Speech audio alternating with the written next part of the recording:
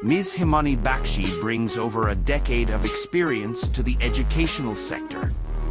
An alumnus of Lady Shri Ram College, she holds a postgraduate degree in English literature from the prestigious Delhi University.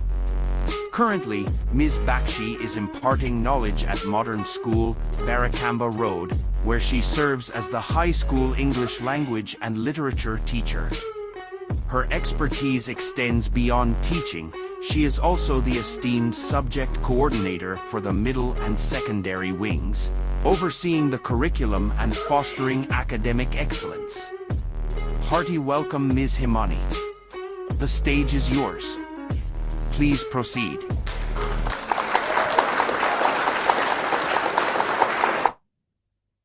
Thank you. Thank you very much. Salam, sir. With your permission, should I proceed? Yes, please. Yes, please. Over to you. Yeah. A very good evening, everyone. Greetings from Extra Mile. Extra Mile is an exclusive platform created by the founder of BTAG, Dr. Abdul Salam, for providing online, offline training. Having a pool of resource persons, Extra Mile is resourceful to provide on-site training on demand across India. Before we begin, I would like to extend my gratitude to Dr. Abdul Salam and Extra Mile Education and Training for giving me this coveted opportunity. I also extend a very warm welcome to all the dear participants.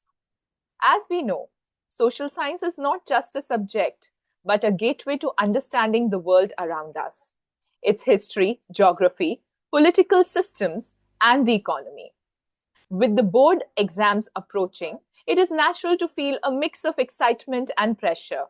But with right guidance, strategies, and a focused approach, you can not only excel in the subject, but also develop a deeper appreciation for it. In today's session, we aim to simplify your preparation journey. We will discuss effective study techniques, important topics, time management, and how to present your answers to maximize your scores. Whether you are looking for ways to retain facts, analyze case studies, polish your map skills, this session will have something for everyone. So get ready to gain insights that will boost your confidence and help you shine in your social science exam. Let's make learning both enjoyable and effective. So before we begin with today's session, there are some points I'd like to quickly brief you about. Any query during the session can be conveyed through the meeting chat box. In order to have an interactive experience, you may clear your doubts by asking questions. I'm sure our esteemed resource person would be happy to help you.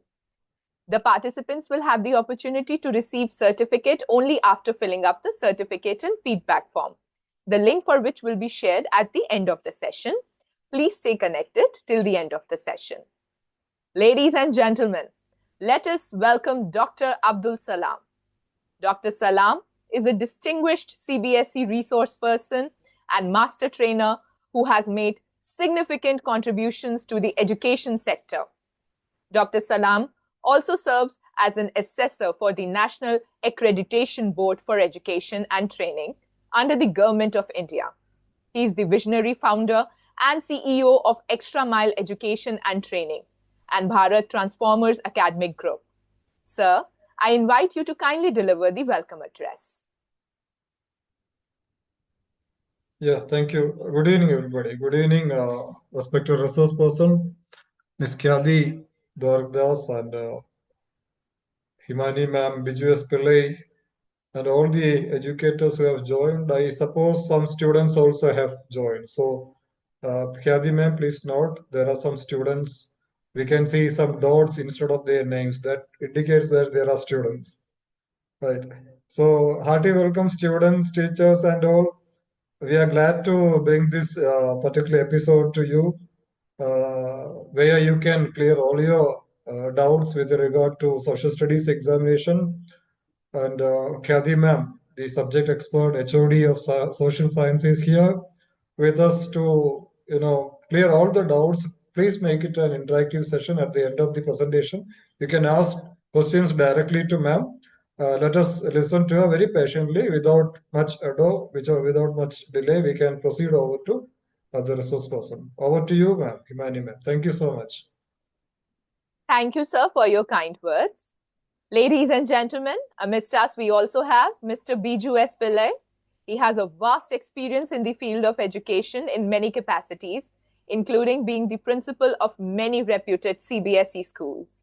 Sir, we are honored to have your gracious presence amidst us.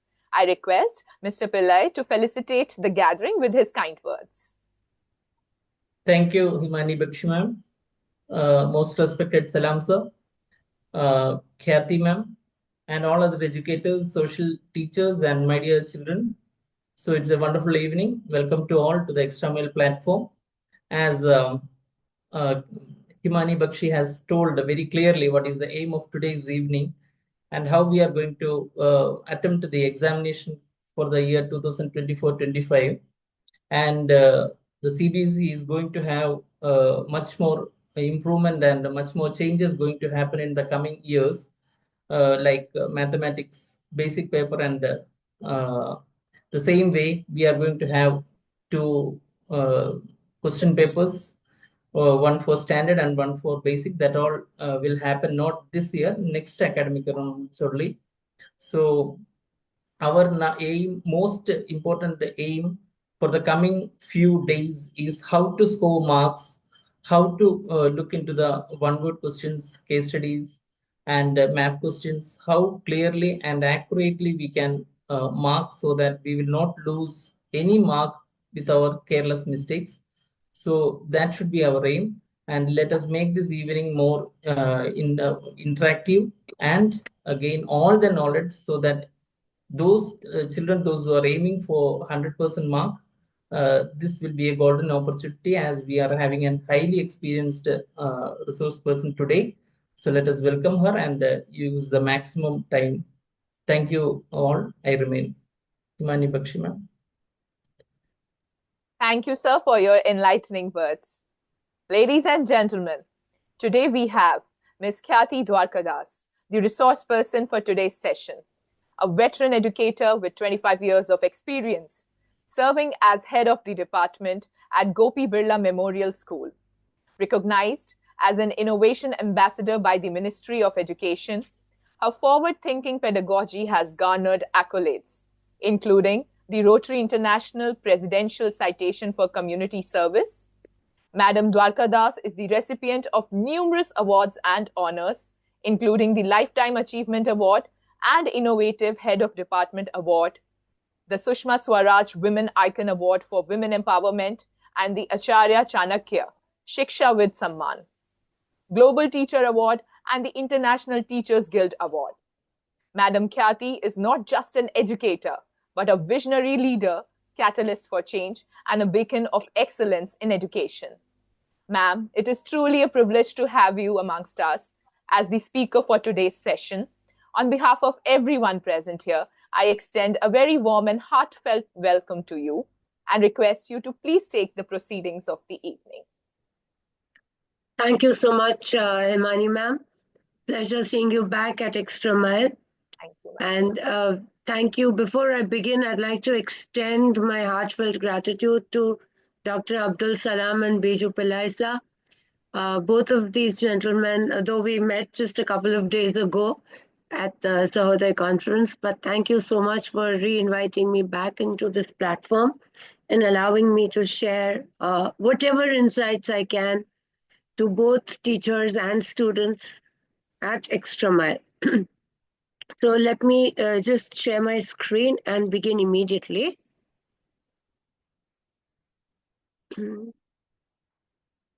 Just a moment.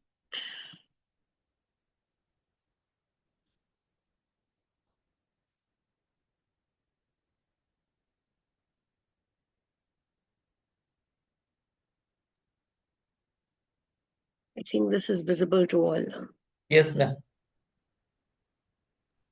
Yes, ma'am, it's visible. Just making it full screen. Yes, ma'am. Yeah, now it is. So, while we are here and while we discuss how to excel at the CBSE Social Sciences paper 2025, let me first quickly take you through a quick diagram on what we would be looking at in a paper. Okay, so when we talk about a question paper, we would talk about blueprints. And in the blueprint that we have seen at the CBSE sample question paper, we have come across 1 mark, 2 mark, 3 mark, 4 mark, 5 mark questions. The 4 markers basically being case studies. And of course, something that I believe is haunting everyone, that is the map work. So we will be looking at these. I have the SQP open here with me. And in case if you're a student and an educator would like to follow on the SQP alongside, then once we start discussing it, you will look through your own copy of the SQP. And then at the end of today's session, if I still have left anything uncovered or something you may need a little more clarity on, please feel free to ask in the chat box or when given an opportunity. So we understand and we've seen over the last couple of sessions that I've taken at Extra Mile that basically question papers that social science has covers the entire Bloom's revised taxonomy of, and by competency-based education, it will soon be covering all the 3 domains: cognitive, affective, and psychomotor. So the hand, the head, and the heart would obviously be covered. In many of my previous sessions here at Extra Mile, we've done the Blooms in detail. We've done the action verbs that Blooms would be using. We've done, at the learning outcome session 2, we've done the same. And we've also done this, particularly 3 domains, the hand, the head, and the heart, or what we want the students to know and what we want them to be able to do when we are asking a particular question. So our questions would basically surround Bloom's taxonomy as well as inquiry-based learning, the 5 Ws as we famously call them.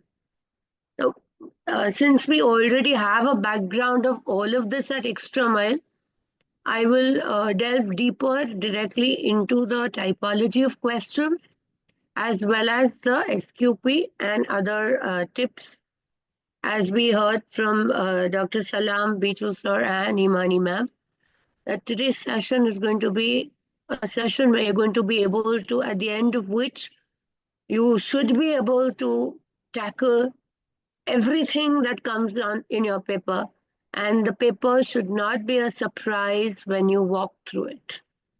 So let's first touch the typology. Now, in the typology, as you can see, we first have the objective type questions, which you can see right here. These are your objective type questions. Now, while you see these objective type questions, you can see here in the objective type questions that we have multiple choice questions, which are either in a question form, where the stem of the question would either be as a question form with 4 options, or it could be an incomplete statement, or what we famously call fill in the blank with 4 options. These days, the board is also very fond of not giving direct fill in the blank as such, but complete the statement. So the blank would be more than a word. It could be a phrase, a clause, etc. Match the following, interestingly, has multiple types. And we see many of these types in our papers. So match the following is a simple single match the following. You have 2 columns and you have options which are matched and given. Or you would have double match the columns.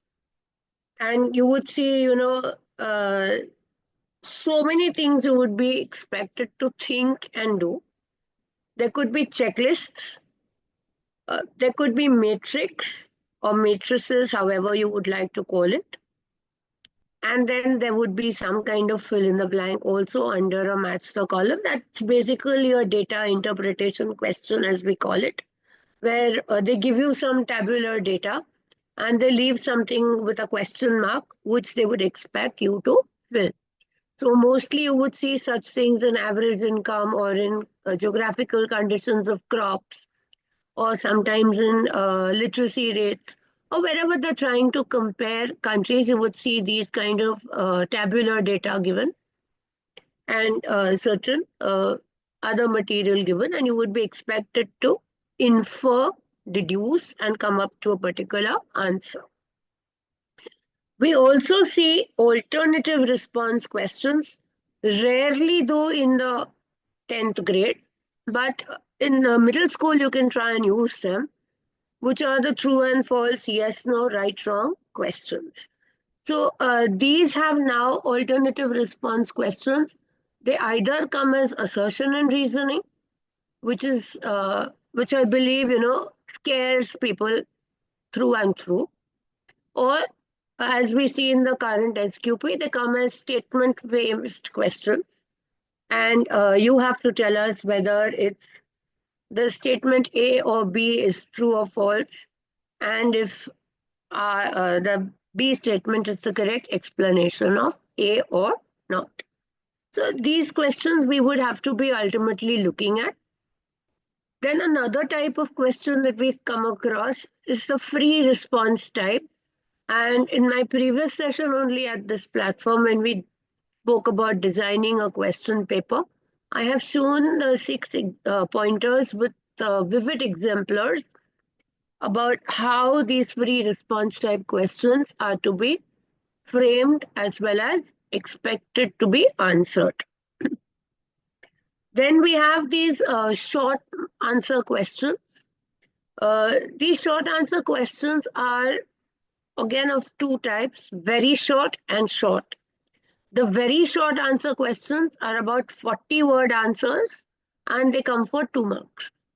But the short answer questions are to be answered within 60 to 80 words, and these come for 3 marks.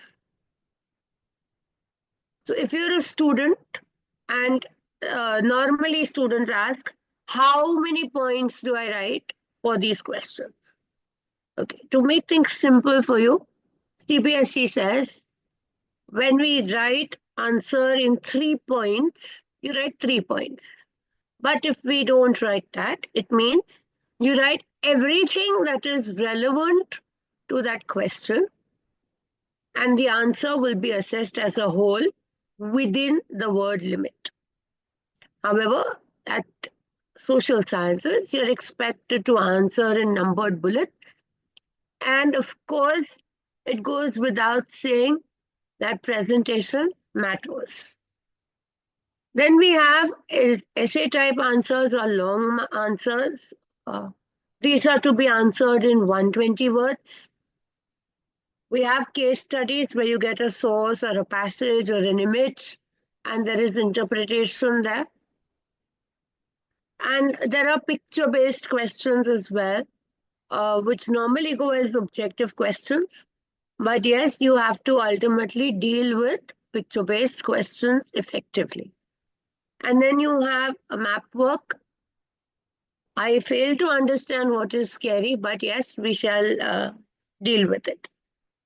And if you're an educator watching today's session, interacting with me today, then of course, when you set these kind of questions, last time too I had covered what is a rubric and what are the types of rubrics. So for every type of question, you would have to be creating a rubric of assessment. And let's not forget, all questions that come in the paper have to meet the assessment objectives. So that's how we would look at one glance at what our question paper would comprise of. Now, when we open the sample question paper for 24-25, we can see that this question paper has 6 sections of 37 questions in all. And all questions are compulsory. However, internal choices are available to the students. You have 20 MCQs in section 1A for 1 mark each. Then you have about 4 questions of 2 marks each. You can see question 25 to 29 of 3 marks, which is 80-word answers. Section D is typically a 5-mark question, which has an option in every question there. And they should not exceed 120 words, 100 to 120 words. If you go to see, CBSE provides you with a horizontal booklet. So if you see that page, then a little over one page of that horizontal booklet, or one side, a little over one side of the horizontal booklet, maybe one side and about 5-6 lines, would make it 120 words. Students need to keep in mind that a 40-word answer would be about 5 lines. An 80-word answer would be about half a page. And a 120-word answer would obviously be one side and a little more. Visually, the answers should vary in length. Only then would an examiner be able to distinguish between 40, 80, and 100 words. If your 80-word answer and 120-word answer are of the same length, something is definitely wrong. Either you've written too much in a 3-mark answer and wasted time, because of which you will run short of time in the 120-word answer. And then you have 3 case studies. Okay, normally these case studies have 3 questions each of 1, 1, and 2 marks. So because an overall is 4 markers, they don't expect you to answer for more than 100 words. Normally, case study answers do not run into 100 words. But still, just to set the tone, the CBSE this year onwards has mentioned there 100 words. And then you have question 37, which is a 5-mark question. You have 2 questions from history there, which are identifiable questions. So on the map, I will be showing you. There are 2 places marked with clues given, and you have to label them on the identify them in the space provided on the map. Students need to be guided here that these answers are not to be written in the answer booklet. They go only on the map. Only students with visual impairment are permitted to write on the answer booklet instead of the map. So all students who are normal and regular should use only the map for identified questions. 37B question is from geography, which has 3 marks. This year in the sample paper, I see only 4 options in geography. Till last year, I used to see 5 questions in geography, out of which students attempted 3. This year in the SQP, I only see 4 questions. So it's an option of 3 out of 4.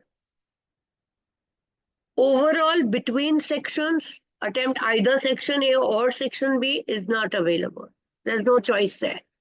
But internal choice within a particular section, you may have a choice out of 4 questions, attempt 3. Or question 25 may have a choice. Either you attempt 25A or 25B. Those options are available in the paper. So when we have those 15 minutes of reading time, students in particular should not waste time in trying in probably universal sign language of answers, discussing answers in the MCQ. So it's either this or sometimes it's this. So instead of doing all these things and wasting precious reading time, students should focus on the paper, read through the questions, understand what is expected of them. MCQs, as we all know, are now moving towards higher competencies. Options will be close ones. So students need to really think and practice such questions. Go over the sample paper and practice similar type of questions so that the exam does not come as a surprise. It should not be that you've seen such a question for the first time in your life.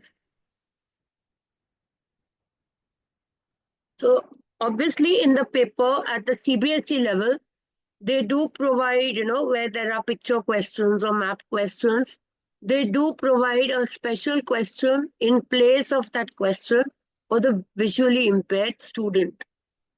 This means that if a non-visually impaired student attempts that question, then as we normally as teachers tell our students in school, the regular students, that if you attempt a question for the visually impaired, it means you are visually impaired. That means you don't read the rest of the paper. That means we cannot give you marks for the rest of the paper. Because if a person with a benchmark disability is writing a paper, there are special provisions made for them. And obviously, we have to be inclusive in education to the visually impaired as well. Therefore, there are separate questions for them in place of picture questions and map questions. And normal students should refrain from attempting those. Moving to the SQP. Now look at this.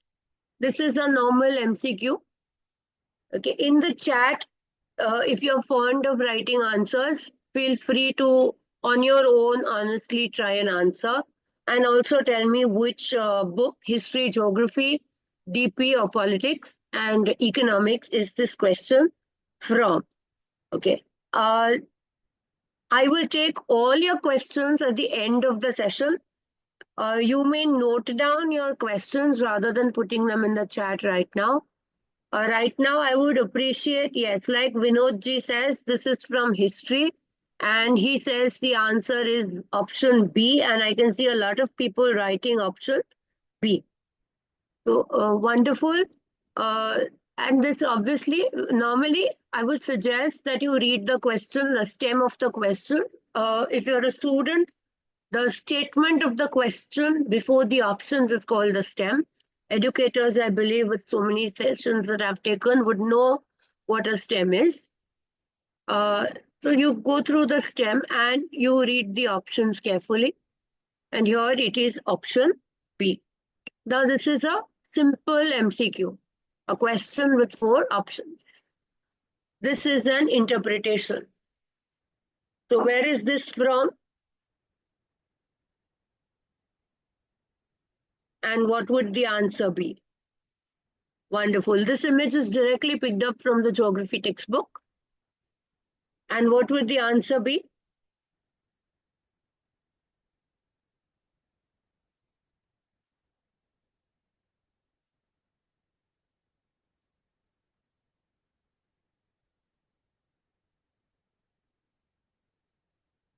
Now see this. See the beauty. In spite of having educators and students should be prepared. At least one pre-board should have been completed by the school. And the educators who've taught the content are also confused. So the options are very close here. Why would you have people living in the plains? What is the significance? Provides facilities for agriculture and industry, provides tourism, perennial flow of some river, rich reserves of minerals, fossil fuels, and forests. Option D would get eliminated. We don't have forests on any of the plains. Option D gets eliminated. Okay, this is some elimination is one of the best technique to teach the kids. So if you're a student, option elimination is a very important technique you need to practice. We need to understand physical features. Mountains are high up. So settlements there would be scattered. People wouldn't want to live there. Plateaus are above the mountains. They're tablelands. The tablelands would not help you settle, but they would help you with certain other things. But when you come to plains, that's where you have settlement. And settlement will only come on a perennial river in a plain. Most plains, particularly the Indo-Gangetic plain, which they are referring to, or the Ganga-Brahmaputra plain, or the northern plain that they are referring to here, they don't particularly refer to the coastal plains. Here, in this case, they refer to the northern plain, which is the Gangetic plain of India, which covers a large part of North India. So here they would refer to that, and here you would obviously understand it is agriculture and industry. People settle around the plains, therefore it is open to agriculture and industry. You would have to, literally think about which feature would lead to what kind of settlement. Your concept has to be very clear in this case. Now coming to question 3. Again, it's a data interpretation question. Read the following question. So now we've moved to, and Gen C, it is economics. And we move to this economics chapter 1, where textbook has similar data. Here they've just given you 2 states, A and B, and they're asking you why B state has low infant mortality rate. And I can see a lot of answers moving into D for delta. Yes, it is because of D for delta. Healthcare and education for all has obviously brought in a lot of awareness in the students to go to school and learn and understand that children should be allowed to survive. If you've read your textbook well, it also points towards the state of Kerala. So textbook, I believe, has been giving us Haryana, Bihar, and Kerala as 3 optional states to study. So obviously, this moves towards there. Now look at this, match the following. This is a simple one. You have to use the codes given down. So obviously, yes, thank you, Mercy, for telling me it's from geography. And while you see it, you can see that chapter 2 of geography, forest and wildlife resources, is covered well. And look at this. Again, you need to have an elimination technique. You need to know which forests are found in which states. If you know that, then automatically you will eliminate the other options and reach only one answer. And people who've changed names to the names of the device, I'd like you to rename. It helps me identify you. Using the name of your device sometimes, feels odd. iPhone, or someone calling themselves Rolo. Doesn't look nice.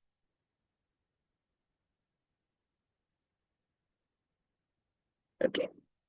So I like this, that people choosing their options. Look at this. Conservation of forest is a key to the survival of human mankind. These are, the typical googly questions. They give you a big explanation about joint forest management here, which is a conservation of forest technique, the JFM. Then they give you 4 statements about JFM. And now they're asking you to identify which of these are true. Ideally, in social sciences, they had given up asking dates in particular. But now, since you see a date there, you need to know in which year the movement was started. Only then will you be able to eliminate or choose which of the statements are correct. So, if you know the answer, you will be able to identify it correctly.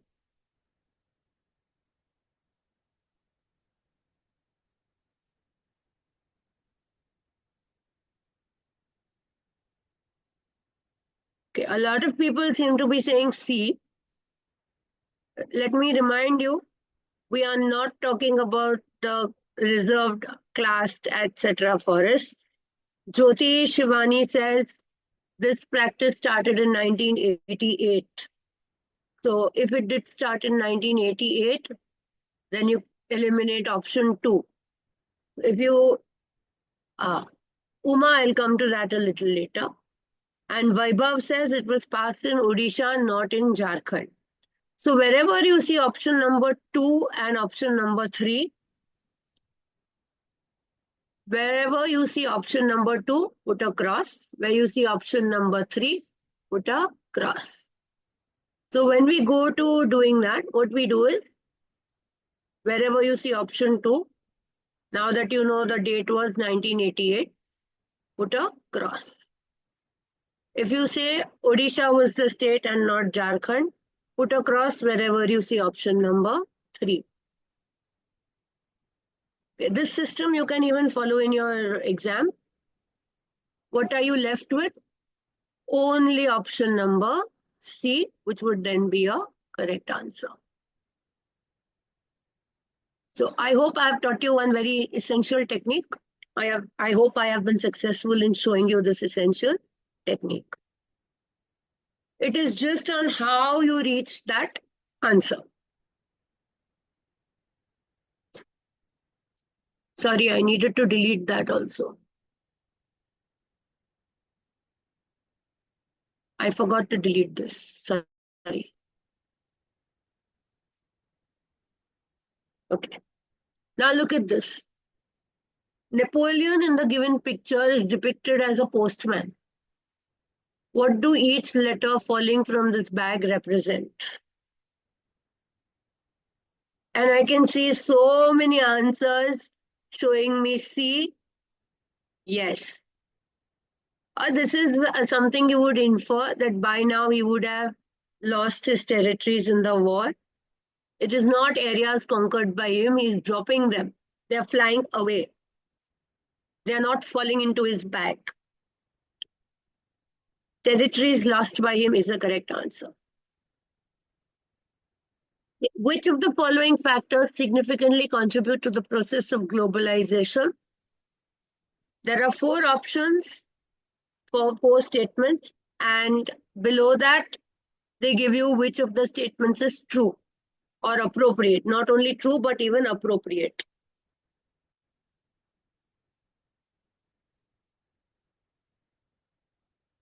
Yes, this is from the eco chapter. It is not from history. This is from eco.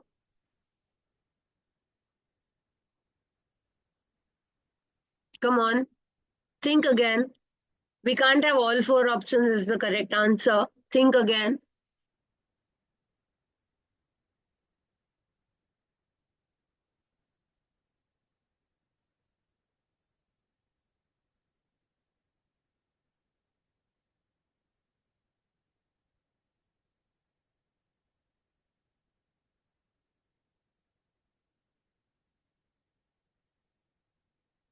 See, when you are talking about globalization from eco, expansion of MNCs may not have always been the correct reason. By having multiple MNCs, globalization did not happen significantly. MNCs had a role to play, but the role that MNCs played varied. Factors impacting globalization is asked here. Read the question. So when you see the factors that impact globalization, learn to read the question. So when you see the factors, this is not a factor. So wherever you see 1, quickly put a cross.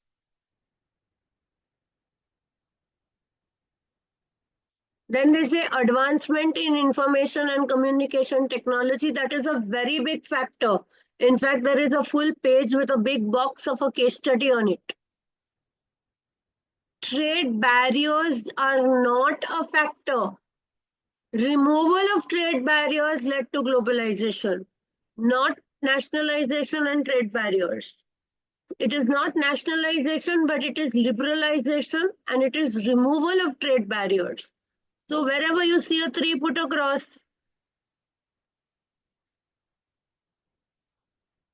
That means all your 4 options are gone. In this case, what will you do? Cross-border movement of people for jobs and education is a correct answer. This is also a correct answer. movement and flow of people is the correct answer. If you are saying C, then we are left with nationalization and trade barriers. Now, in the absence of any other correct option, you may choose to write it. But when you go to C, it is not the correct answer. The textbook clearly mentions liberalization and removal of trade barriers. Yeah, but since 2 out of the 3 statements given in the option are correct, you will have to go by it.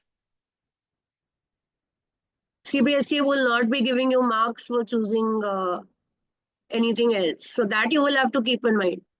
What they have planned will be the correct answer.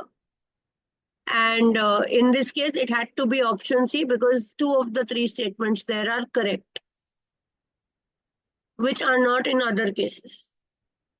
Consider the statements given below and choose the correct answer. By the 1870s, caricatures and cartoons were being published in Indian journals and newspapers commenting on social and political issues. And some caricatures praised educated Indians' fascination with Western taste and clothes, while others were looking forward to social change. And I see a lot of people telling me it is statement A. 1 is correct and 2 is incorrect. Okay. Good. Very good. So I did not take all 20 questions here because my objective is to show you the typology. The others I'm sure you will be able to solve. Now look at this. In section B, they are showing you very clearly here about 2-mark questions. And in this particular question, which was my focus question, there is a little to be explained. And then they are asking you to substantiate. So they've given you a statement and they're expecting the student to substantiate with illustrations. They don't expect the student to draw. In this case, illustrations mean examples. So look at the words here. They're asking for examples, justifications. In fact, all 4 now happen to be justification questions. And justification, not simple justification. In all 4, it is with examples. Provide evidence, examples. Justify with examples, with valid points. So where did this come from?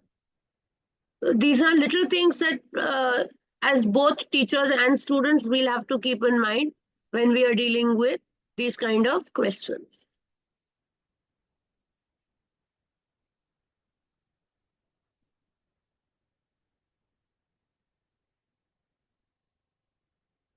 Now look, in section C, they have these famous short answer questions, which are of 80 words. But these are also situations. They've created a story for the students to solve. Mr. Y from a city visits a rural area and finds 5 people working in a small agricultural farm. More than 2 people are not required to work, and removing the other 3 will not affect production. How can one solve this problem of underemployment in the rural areas? Yes, Lokesh Raj, this is the correct answer. This is disguised unemployment, where you remove the excess people. Okay. So somebody here has also given me a full answer with explanation. Congratulations for typing out that much quickly.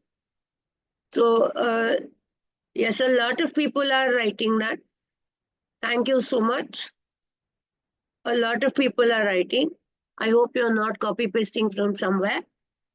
But thank you for writing in those huge answers. Yes, Bathana.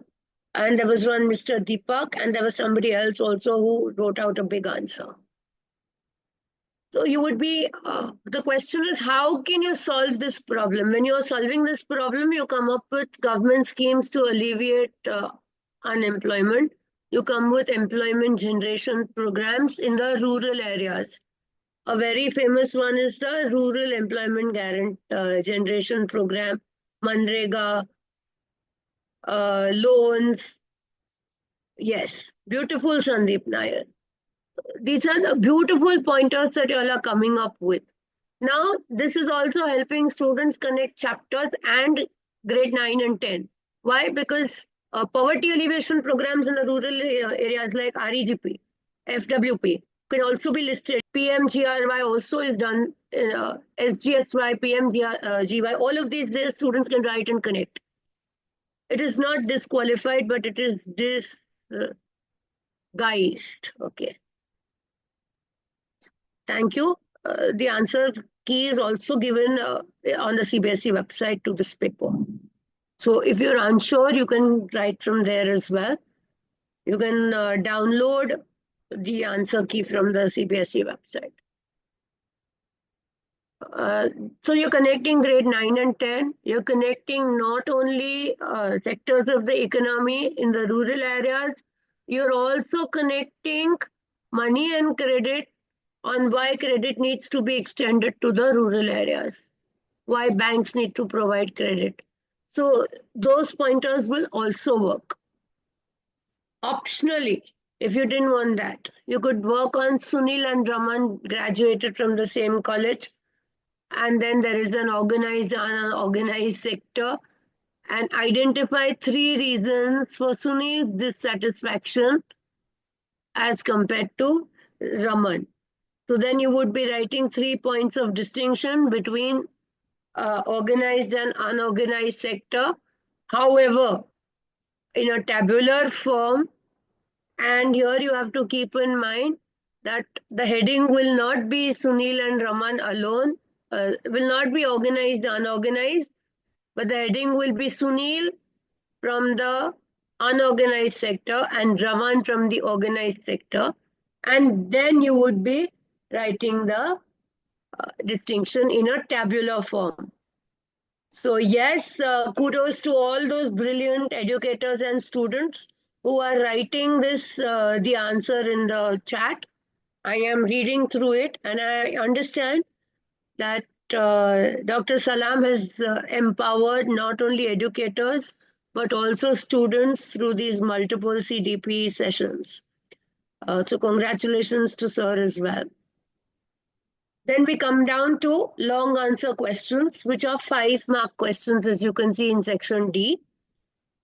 And section D in particular would be having an option in every question.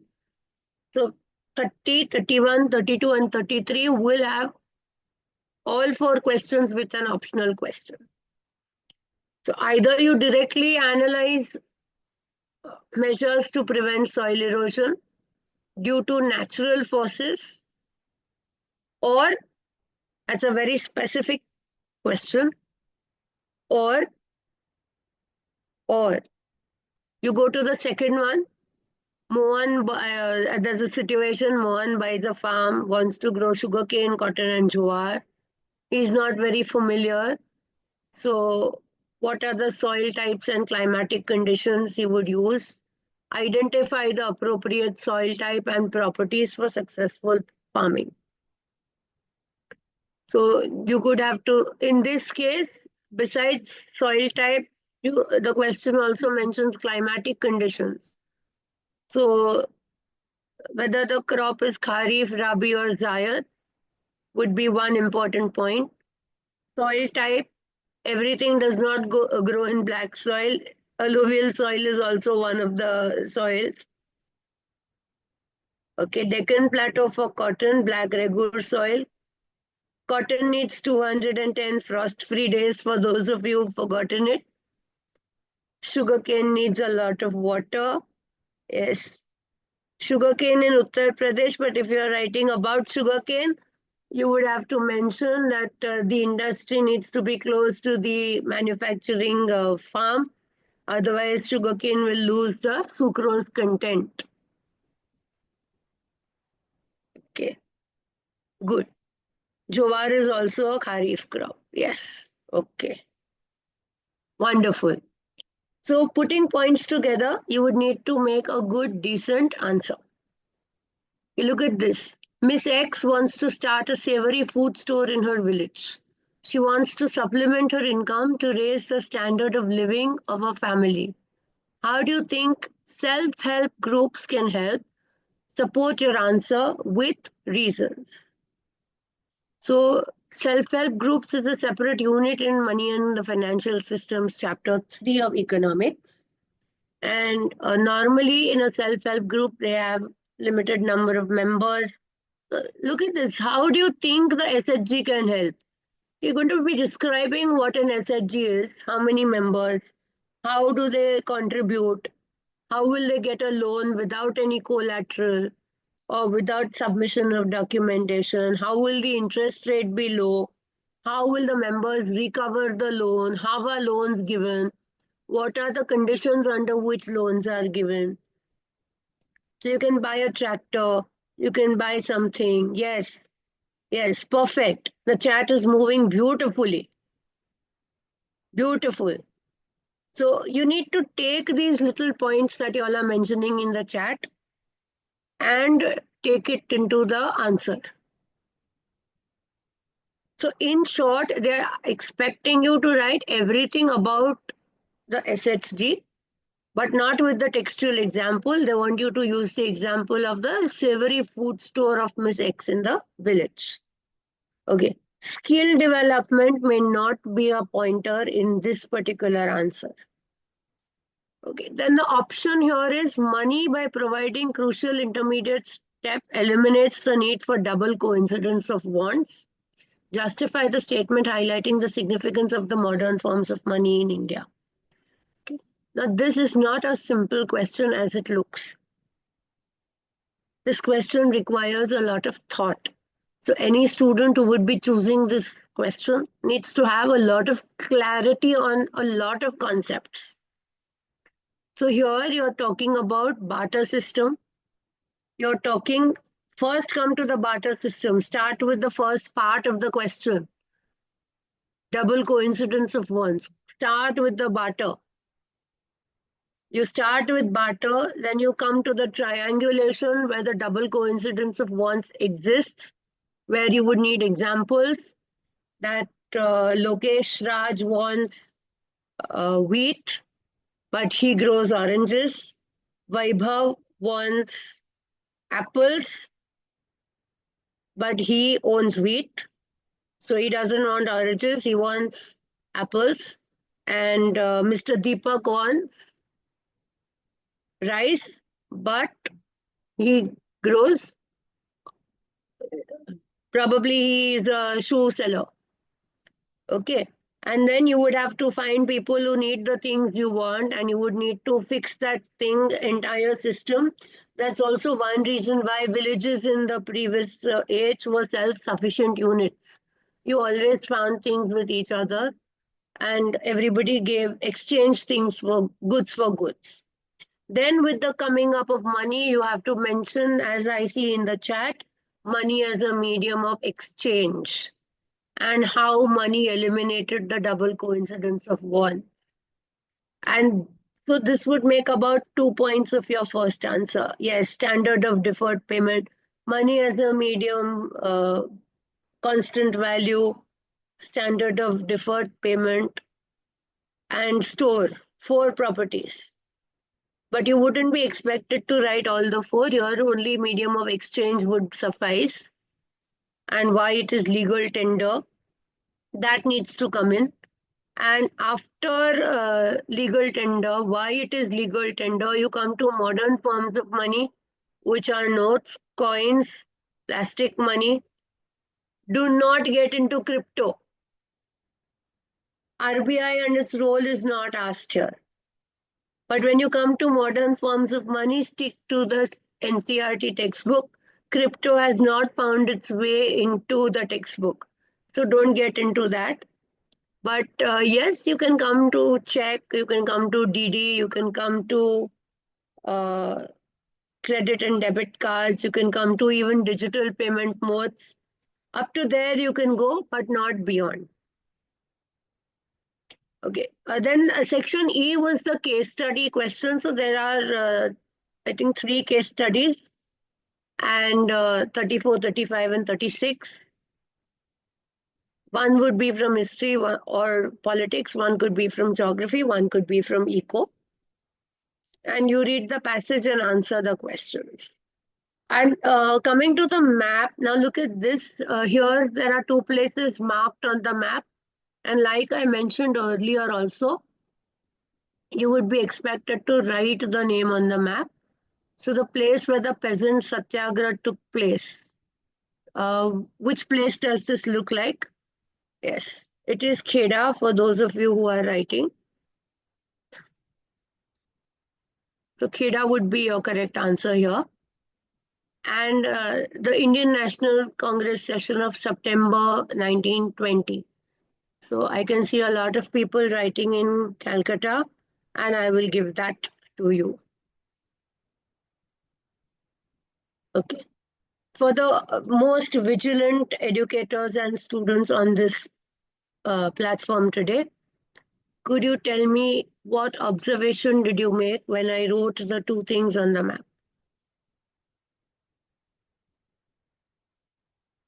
Besides the names of the places, what did you observe? Above the line? Perfect. On the line? Yes, somebody wrote capital there. Yes, in block capitals. Kolkata is also the correct answer. Caps lock should be on. Perfect, perfect. It could be Calcutta, it could be Kolkata. Both spellings are allowed. The letter has to be all capitals and use of a black ballpoint pen. I am not very pro at writing on the map here online, so I forgot to change the color. But please use black ballpoint pen when you are labeling a map. Okay. Now look at this. Somebody has already given me the answers to the B part. Okay. A software technology park in Maharashtra. Okay. Knowing my technique, knowing myself and my technique, I would have chosen a simple color and I would have chosen Mumbai because it's easier to mark. Unless they say Pune, I would have marked Mumbai. Coal mine in Jharkhand, Bokaro. Okay. Would this be okay with Bokaro? Okay.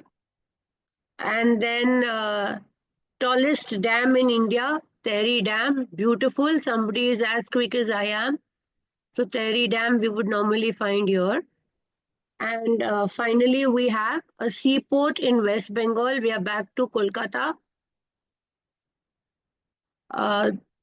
Unfortunately, this port will have to go a little lower.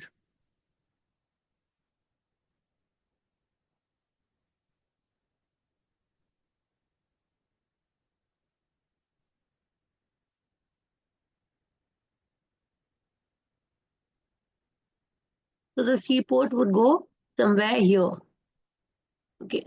A very important point to keep in mind when you're marking a seaport, you need to make it touch the coast. Yes, Haldia is the port, but it is in Kolkata. Okay. When you are doing identification, locate and label. So when we said software technology park, when you are labeling, you will label as number 1 and you would write Mumbai.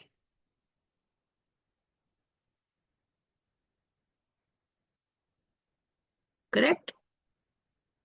Then when you're doing coal mine in Jharkhand, similarly, you would put a number 2 and you would write Bokaro. For Haldia, you would put number 3 and you would write Haldia. And finally, over here, you would put number 2. Sorry, the numbers I changed. Sorry, my mistake. I would put number 3 here and I would write Tehri. And here I would need to go back and change the number.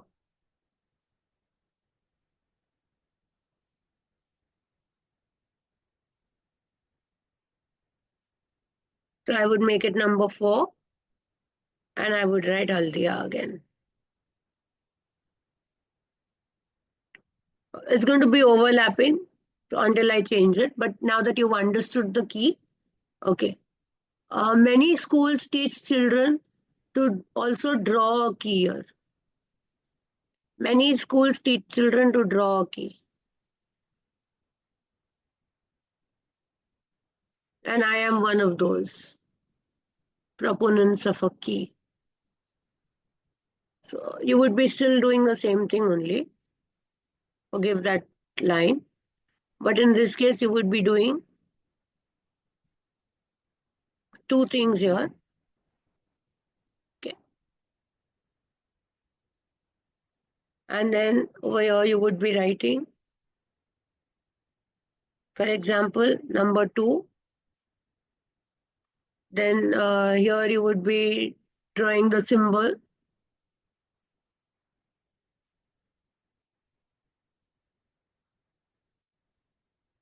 At number 2, this is the symbol I made. So I would be drawing that symbol, whatever symbol I made.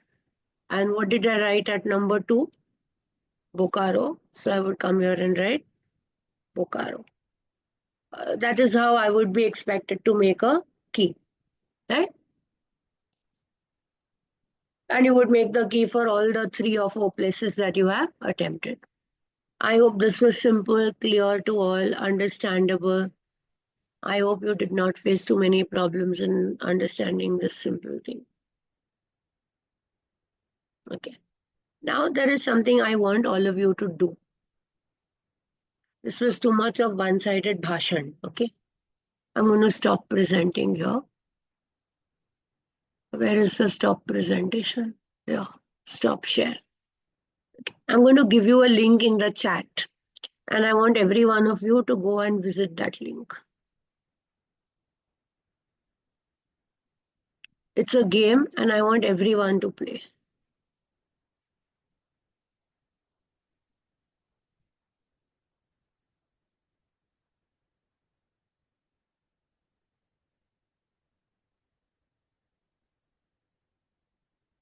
So let me quickly locate the chat.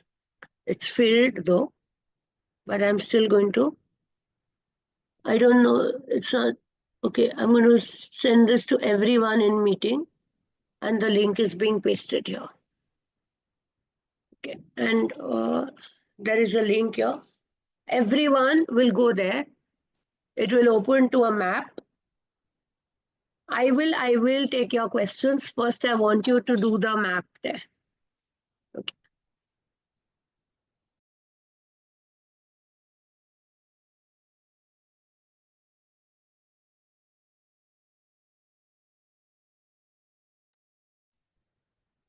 Okay, so there is a map link. I put the link in the chat. The link is in the chat, absolutely in the chat.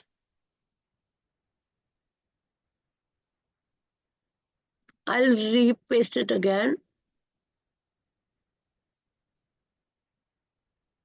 I've pasted the link again in the chat. I'm sure by now you would have it. Everyone would now have the link. If you want, I can open the link and share it here as well. But in that case, I would be doing the activity, not you.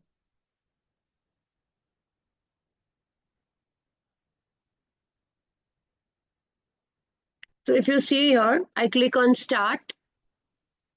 Okay, and this is the history map that we have for grade 10. It's a game that all my students love playing. What you have to do is there's a timer running in the left-hand corner. There's a clue here, Jallianwala Bagh, Amritsar, Punjab. You have to pick up the clue and pin it to wherever you think would be Jallianwala Bagh. Okay. Now we've just done September session of Kolkata, so I placed it in Kolkata. So you can quickly move these pins to wherever you have opened the map to. I am randomly pinning it because I don't want to disclose the correct answers. You know, I am randomly pinning it. But I want to show you the advantage of this game. The minute I finish, I can see the timer there. It's still high. I submit it. Immediately I get a feedback of what is right, what is wrong. I know my score. I only got 2 places right. I can see game completed, 2 out of 9 in 1 minute and 02 seconds. I can see the leaderboard. The minute I enter my name, I'm going to see that there are people with 9 on 9 in just 45 seconds. That's Tanishka, Shivanika. You can see people have been playing the game, and you can see how quickly. All right. Now, I have seen that I don't feature here, but I want to see the answers. I want to know if I was wrong, what was right. So it's going to allow me to check on the correct answers.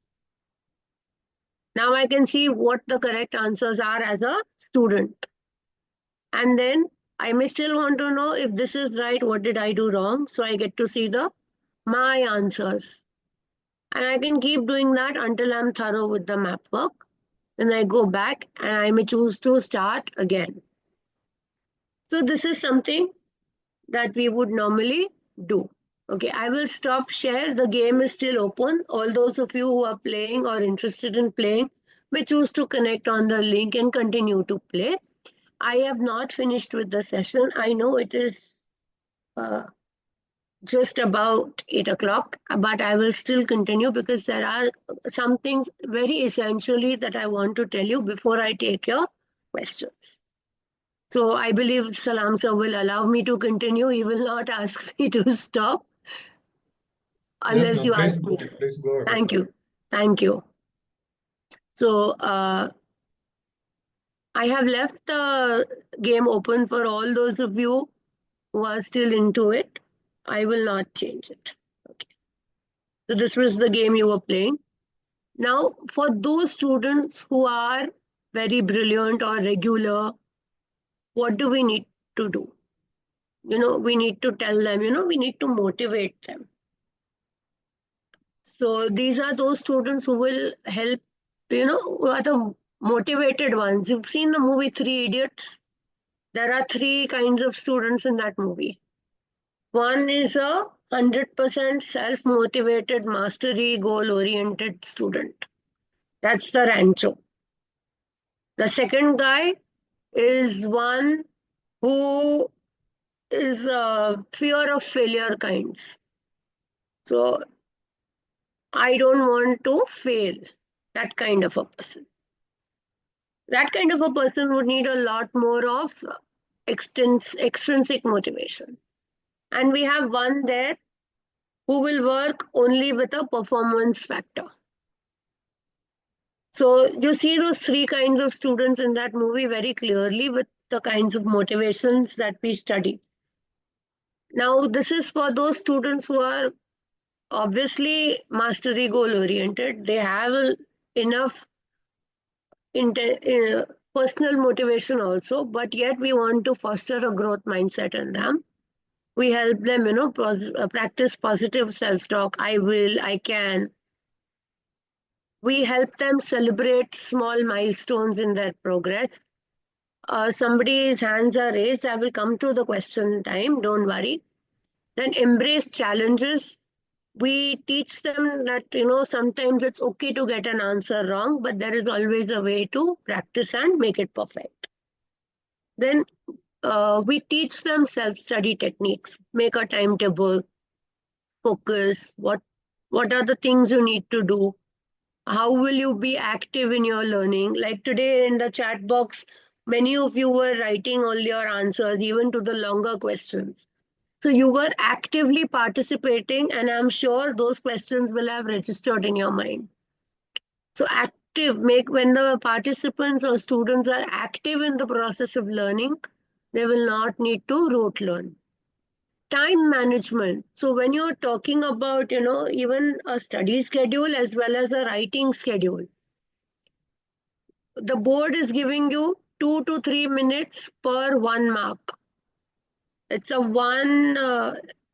just an 80 mark paper and you're getting 180 minutes, right? 180 or more, 6 3s are 18. You're getting 3 hours to write an 80 mark paper. So you have to plan how much time will you take. Follow mind maps. Teachers normally give concept maps for revision, regular revision. More than just studying, child should have self-study revision time. Mastering exam skills. Practice makes a man perfect. Answering techniques. Know the keywords. Learn to eliminate options. Underline. Use neat presentation techniques. Write in neat, legible handwriting. Don't have exam anxiety. Meditate. Practice mindfulness, soulfulness, stress busters. Don't just face the exam. Understand the syllabus. Break down the syllabus into manageable topics. Identify key concepts and those which can be interrelated across the disciplines of social sciences and across the last 1 or 2 grades. Prioritize topics on high weightage topics and allocate time. So if you know, like agriculture will definitely have a question. So integrate soil, agriculture and water and assign a time to it. Personalize your learning. Take a SWOT analysis. Find out your strength, find out your weakness and focus more on your weakness, but don't leave out your strength. Practice your strength as well. Customize your approach. And of course, differentiated instruction to cater to the different learners. Effective communication and collaboration are important.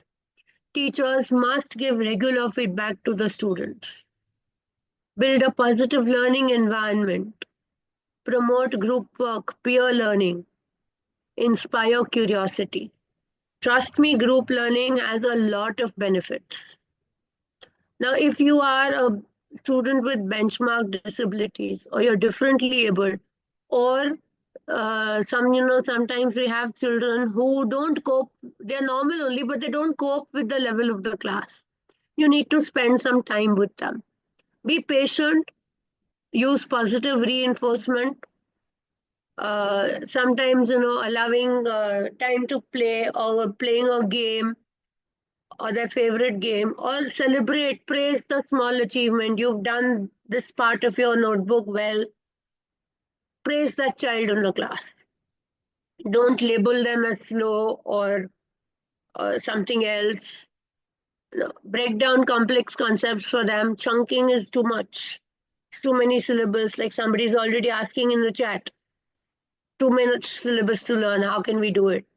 So don't chunk it. Make it small and manageable for these children in particular. Use a lot more visual aids. Give them realia or real world examples. Help them relate to abstract concepts. Active learning techniques, hands-on activities, role plays, group works, song, use multiple intelligences, it works. Customize your teaching strategies also for them. Provide some extra support. In most cases, peer tutoring helps. And create a supportive learning environment. Make a positive classroom culture for them. Build their self-confidence. These are the children who really, really need our time.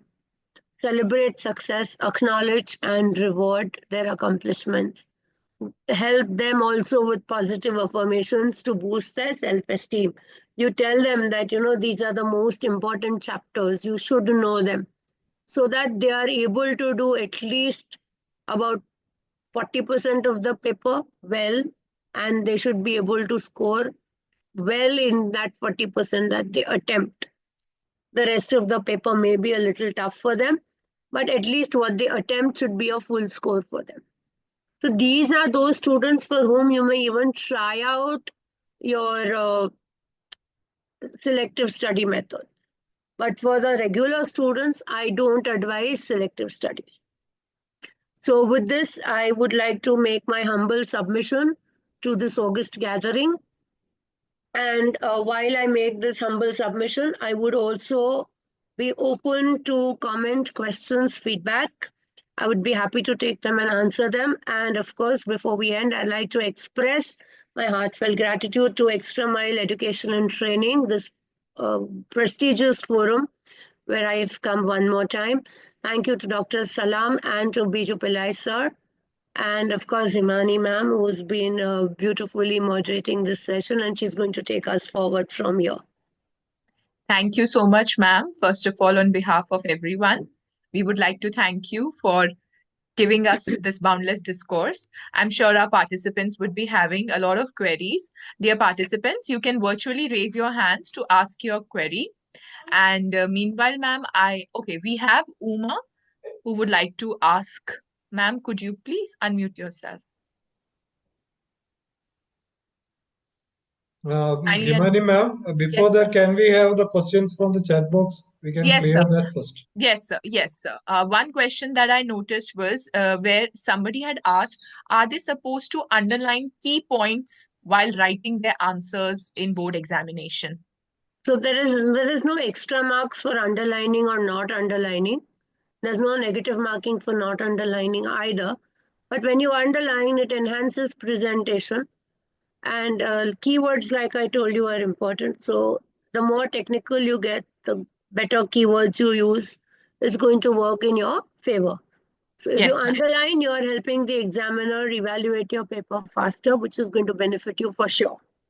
Yes, ma'am. If you And have ma'am, enough time, right, ma'am? If they have enough time management is important. So there is enough time in the social science paper. Normally what we see is in the 3-hour paper, within 2.5 hours, students are able to finish. So there is enough time to present the paper well, write slow, write neatly. Okay. Ma'am, there is another question. How case or source-based questions are different from the reading passages that students get in English examination? Okay. Normally in the English paper, one would find, what do you call them, seen and unseen passages. And unseen come as a surprise. Here, these case-based and source-based are your seen comprehensions. You are not using any literary and poetic devices here. However, in these comprehensions, they are only, on most occasions, they are only a clue to set the context of the concept being questioned. So if they give you just 2 lines, like, Jawaharlal Nehru called dams temples of modern India, and a line before and after it, that's also a source. And then the questions could be based on entire chapter of water resources. So sometimes it's just that much. Sometimes they give you an entire passage and they give you direct questions from them. So if the questions are direct, it's good. Students can simply lift answers. It helps the lower set of the students of the class. The low scorers are really helped. The average students are really helped in those passages. But out of the 3 passages, one would definitely be an inference passage. Yes, ma'am. Thank you. Ma'am, also there's another question. Map question. It should be attempted through pen or pencil. Well, I did show that. Use a black ballpoint pen only to label. It would be nice to use different symbols on a map for each of the places you're locating and labeling, and make a key. Yes, ma'am. Ma'am, we have certain set of questions. I will again ask Uma Dayalan to unmute. Yeah, ma'am. Good evening, ma'am. Good The board actually asks us to present the paper in either blue or black pen. So if I'm presenting my entire paper in blue pen and only the map work in black pen, is it okay? Yes, provided both blue and black are ballpoint pens. The board discourages the use of gel pen and ink pens. Royal blue and black are mentioned on the answer sheet and in your admit cards. So you're allowed to use only royal blue and black ballpoint pens. Thank you so much, ma'am. And I also have another query. Like in most of the chapters, like agriculture and mineral chapters, we have a lot of states to memorize. Is there any way to make that process easier? Yes. If you did the soils chapter well, you already know which soil is found in which state. There's a map on soils in chapter 1, right?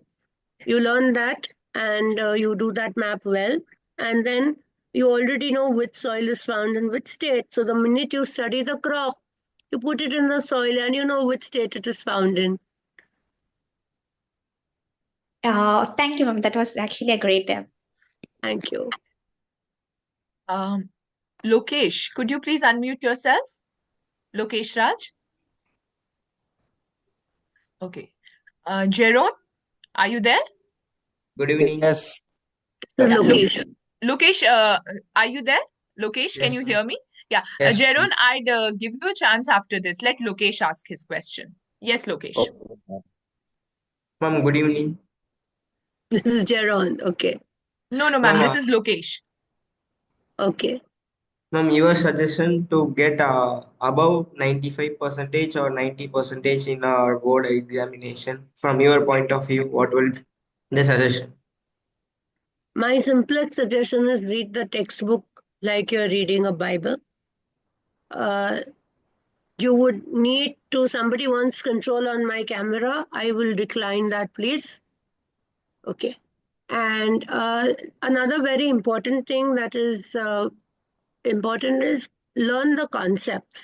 If you focus on the concepts, like we saw some questions using multiple chapters and your grade 8 and 9 knowledge as well, focus on that. Think about interdisciplinary topics also, like a topic which would be, sometimes when you see those questions in the paper, you wonder if they are from history, geography, or eco. So focus on those as well. Those are the questions which will take away your marks.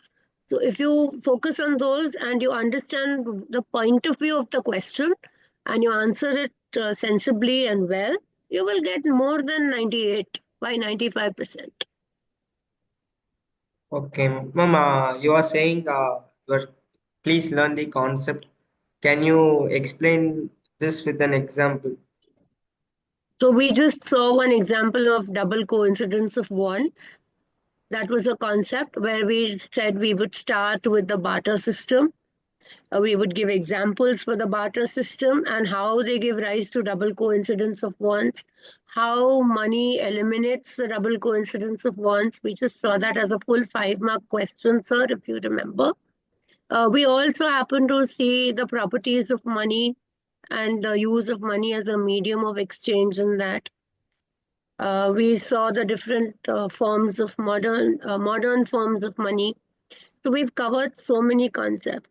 There was another question which dealt with globalization, if I mistake not, factors enabling globalization. And then there was a concept which dealt with concepts of history and geography in one particular question.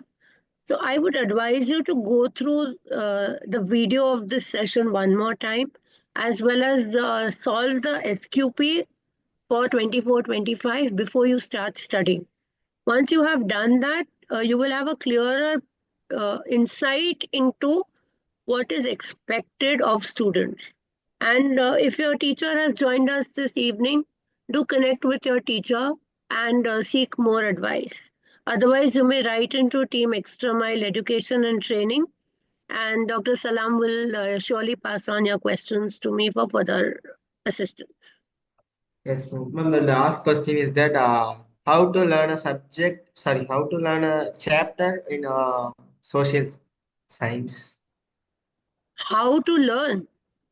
A subject, a particular topic or a subject.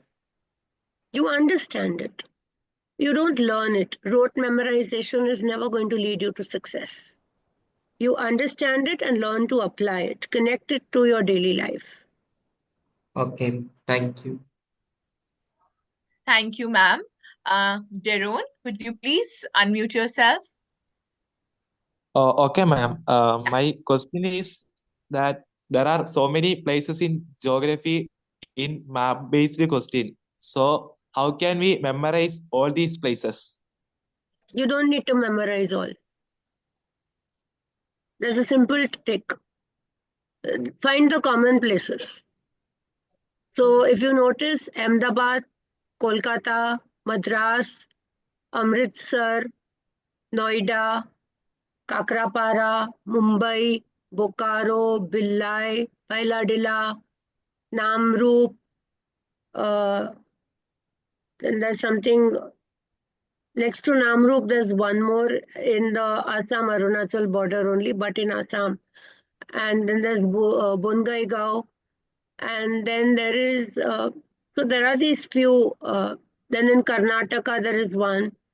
And there are these couple of seaports, Kandla, Vishakhapatnam, Tuticorin. There are these few places which are invariably asked every year. And in the dams, there is Teri, Bakranangal, Narmada, the dam on Mahanadi, and maybe one Nagarjun Sagar. You could learn these couple of things. They are, if you see the last 20 years papers, you will find something from there. And these places are common to history and geography. So you need to learn them. Just know where these places are. You will never go wrong. Okay, ma'am. Thank Thank you. Thank you so Okay. much, ma'am. Bhuvneshwari, could you please unmute yourself?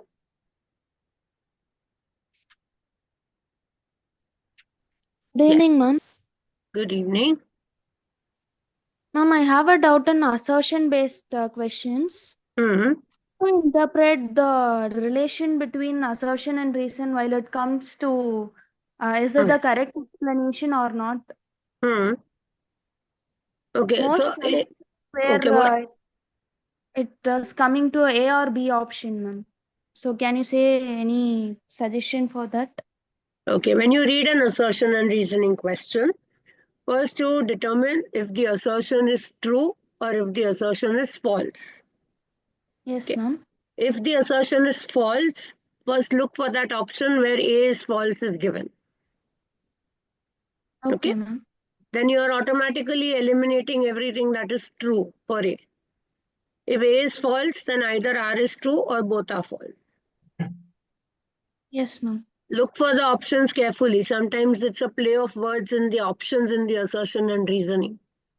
And then if A is true, then you go and read R and figure out if that is true or false. If both are true, then between assertion and reason, use the word because. Yes, ma'am. In some cases, if I use because, it's also coming correct and also wrong. How to No, it interpret can't go between correct and wrong at the same time. No, it is either correct. If both the statements are correct and because is being answered, then it will be the correct explanation of assertion. If because is not being answered, but if both the statements are correct, then A and R are true, but R is not the correct explanation of A. Recently in our school exams, they asked the question about political parties chapter in assertion, ma'am. In that assertion was like all other forms of government is not preferable, and the reason was like it is democracy is very useful, like something was given, ma'am. I wrote it as A, but the option was correct option was B, they told. So Okay, how to now interpret this question is not from political parties, my child. This question is from outcomes of democracy. And if all other forms, what was the assertion you said? All other forms of government are? not preferable mostly, likewise. Okay. All other forms of government are not preferable, fine, because democracy is what? It is more like more useful than others. It has more Okay. So the statement may not have been that. There would have been another statement lifted from the textbook in your case. So from the textual statements, it could have been democracy leads to a dignified way of life or something. In that case, A and R may both be true, but R may not be the explanation of A.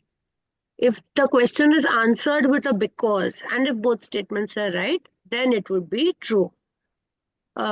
You may choose to share your actual question with me, and then we can work on a solution.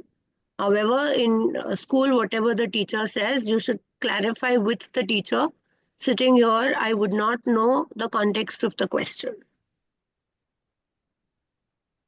Okay, Yes, ma'am. ma'am. Thank you so much, ma'am. We'll you. quickly move on to the next question. Piyush, please unmute yourself. Yes, ma'am. Good afternoon. Good evening, sir. Sorry, good evening. Is it necessary to write through the point or other than if we write on our sentence? Sorry, I didn't get that. You mean to say write in points? Is it necessary to write through the point? You have to write the point, right? If you write in your own words also, you have to cover the keywords of the concept. Ma'am, I think he's asking if he can answer the questions in points rather than writing a passage. Yes. If you have to write any answer, it has to be in numbered points. That was something I had mentioned right when we were discussing those questions. And social science being a very open subject, we discourage writing of essays. Even for 120 words, we choose to have numbered points. Does that answer your question, Piyush? Yes, ma'am. Example of numbered points would be numbered bullets. Okay. Yes, ma'am. I think you've answered. We've got a thumbs up. Anand Perumal, could you please unmute? Anand, yeah. Good evening, ma'am. Good evening. Good evening. Good evening. Yes, ma'am. Good evening. I am from Kanchi Shankara Vidyashramam from Mele Tiruchendur. Actually, I have a doubt. Now we have conducted so many tests as per, so we are able to know that it is a direct questions because it was twisted somewhat, but the students are still not able to find it is a direct question. What we have to do for that actually? Okay, so we give them practice on direct and competency-based questions. And for that, Extra Mile has conducted one training earlier too, where we worked on competency-based questions in social science. I would advise you to go through their YouTube channel and visit that video. And the 5 why questions need not always be as simple as they are or as complex as they would be expected to be. So that is what confuses the students. So, for example, if I was saying, what was the cause of World War I? It would be a direct question. But what would be the strategy to excel in social science? So there's no one strategy. Some multiple strategies you have to put together based on your context, which would help you excel in social science. So though the question may be a what question, the context of both those questions would differ. One being direct, one being a higher order question. So we have to train our children to think in those terms. I hope that answers the question. Yes, ma'am. Ma'am, we have another question. PM Abhirami, please unmute yourself and your request. Good evening, ma'am. Good evening. Ma'am, while answering a question, if I exceed the word limit or if I write too many points, will my marks be deducted? So if you're answering an 80-word question, I would advise you not to write more than 90 words. Like I mentioned during the SQP discussion, a 60 to 80-word answer would normally be about half a page. I would understand you writing about 2 lines more.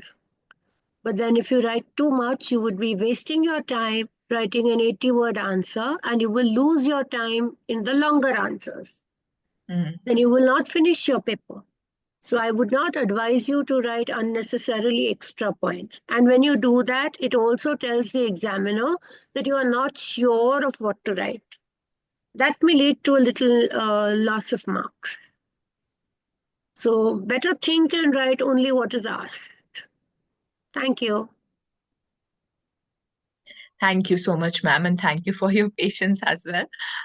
Majban, could you please unmute yourself? I hope he's got the request. Good evening, ma'am. Good evening. Ma'am, I can understand the topics and contents in the economics and geography, but while writing, I am lagging in that and I can't get marks. What I can improve? Okay, so firstly, you need to read the topics one more time from the textbook. I discourage the use of any reference material at this point in time. Read through the textbook, highlight the keywords, make your own little concept maps, mind maps, flow charts, and keep the concepts required ready in your textbook itself. On the side, there is enough place to make all those kind of notes. And then start solving papers and trying to put the questions asked into perspective from what you know. So that will really help you know all your answers. And then check if you've learned already. If not, go back and revisit the concept which is still lacking in you. Thank you. Thank you, ma'am. Smita Swami, please unmute yourself. I've sent you a request. Yes. Good evening, ma'am. I hope you are able to hear me. Yes. Yes. Ma'am, actually, I wanted to know about lifelines of national economy. Like, it's going to be there only for map work. Yes. So, how do I guide my students on that?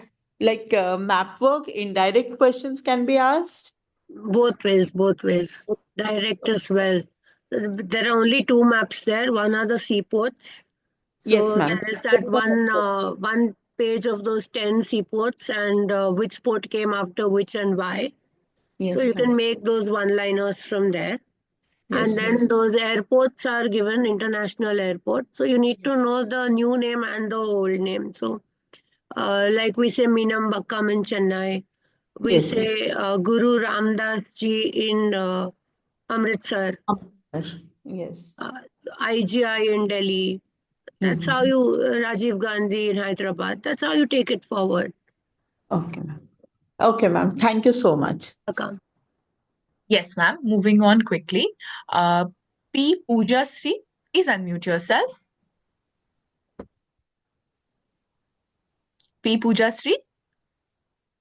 Nonetheless, ma'am, Vidya Niranjan, please unmute yourself. Okay. Pooja Shri is ready. Pooja Shri is there. Yeah. Ma'am, good evening, ma'am. Good evening. I need some tips for effective revision before the exams. So we've discussed a whole lot of strategies today, darling.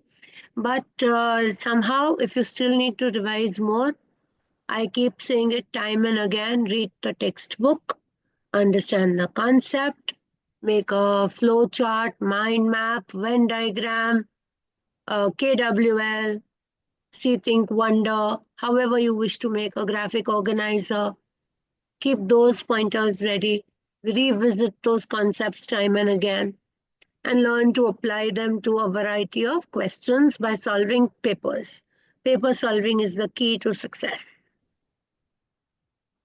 Very well said, ma'am. I agree. Vidya Niranjan, please unmute yourself. Good evening, ma'am. Good evening. My question is about the case-based questions that have been asked for 4 marks. How long, in how many words should the students answer for this case-based? Okay, in this year's sample question paper, we see as 100 words. However, if there are 3 questions of 1, 1 and 2 marks each, then 1 markers would mean about 20 words, not more. And 2 markers would mean about 40 words. Okay, ma'am. Thank you, ma'am. Thank you so much. Welcome. We have Bhuvneshwari again. Bhuvneshwari, could you please unmute yourself? Ma'am, I got the exact assertion question, ma'am. Okay. The assertion is that government's utility will remain uncertain, and the reason given for that is modern democracies cannot exist without the political parties. And government's utility will remain uncertain. Yes, ma'am. That is the exact word given in the textbook, ma'am. Okay. So assertion is true according to you? Yes, ma'am. That is what said by teacher. It is. And reason was modern democracies will cease to exist without political parties, which is also true. And Yes, ma'am. assertion, if you put a because, it does not explain, the reason does not explain the assertion. If government utility will remain uncertain because the modern democracies cannot exist without political parties, ma'am. No. There could be different kinds of democracies in the modern world. So How are that, you saying? yeah, we have presidential, parliamentary, representative. There are so many kinds of democracies.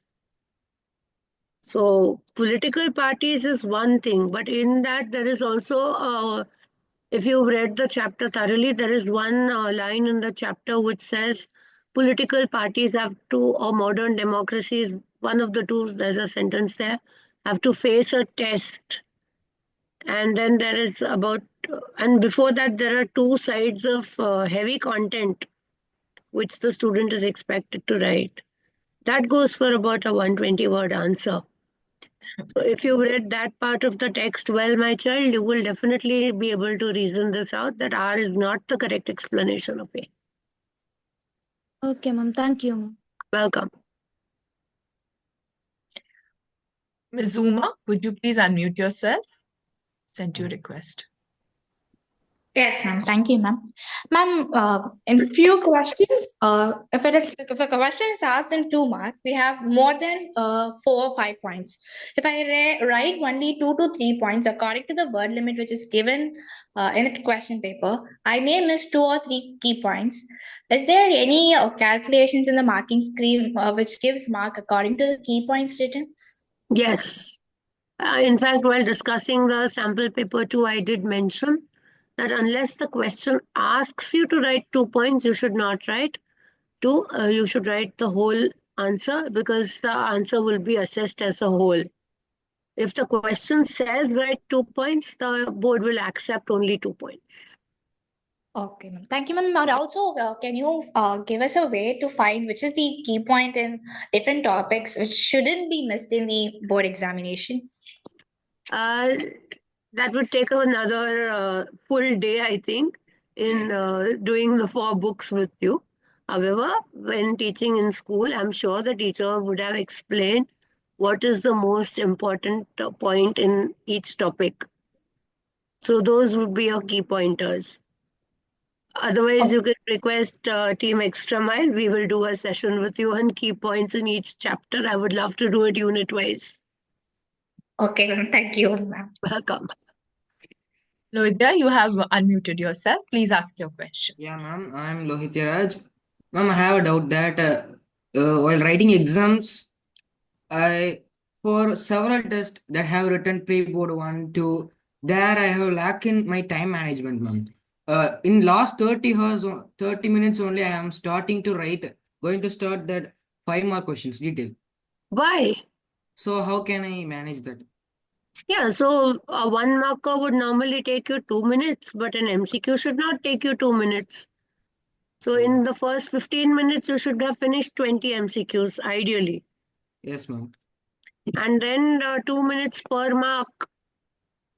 Yo. You time your work 2 minutes per mark and write with speed. Yeah, ma'am. Then you will have enough time. A 5-mark question would normally take 10 to 12 minutes to write. Yes, ma'am. That means you need more than 40 minutes for those 4 questions. Then can I change the arrangement that I can start with 5-mark section D? Can I do like that, ma'am?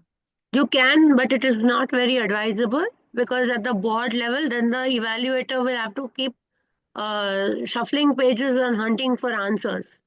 So I don't personally advise that, though there is no harm in doing it. But personally, at a personal level, I would not advise it. At a personal level, I would say start with question 1, end with question 37. Yes, ma'am. Yeah, ma'am. Thank you. Welcome. Thank you, ma'am. Next, we have Balambal. Please unmute yourself. I've sent you a request. Balambal? Okay, then I'll quickly move on. Good evening. Good Yeah, evening. yeah. Yeah. Good evening, ma'am. Good Yes, evening. my doubt is in the map, ma'am. Lifelines of national economy. While marking the seaport and airport, we have to mark the symbol or anything, a dot. A seaport would be a boat. Yes. And Airport will be an airport could be like an aeroplane. You could draw a stick Yes. figure of an aeroplane. Yes, ma'am. Yes, ma'am. That only I think. Yes, thank Yes. you. While in the black pen only. You can color it also, but the labeling has to be with a black ballpoint pen. Black ballpoint pen. Okay. Thank you so much, ma'am. Thank Welcome. you. Yes. Yes, ma'am. Next we have Balaguru. Please unmute yourself. I've sent you a request. Balaguru B. Yes. Good evening, ma'am. Good evening. Ma'am, as you said that in 2 marks we should write only the limited words for 40, ma'am. If I want to write the words above 40 means what the corrector would do, ma'am. The evaluator will accept up to 50 words and they will accept what is expected from the answer. But if you exceed the word limit, you will lose out on your writing time for the longer answers. Logic is simple. Nobody will stop you from writing as much as you want. But you are Okay, ma'am. losing out on time management. Yes, ma'am. Yes, ma'am. That is my doubt, ma'am. Thank you, ma'am. Welcome.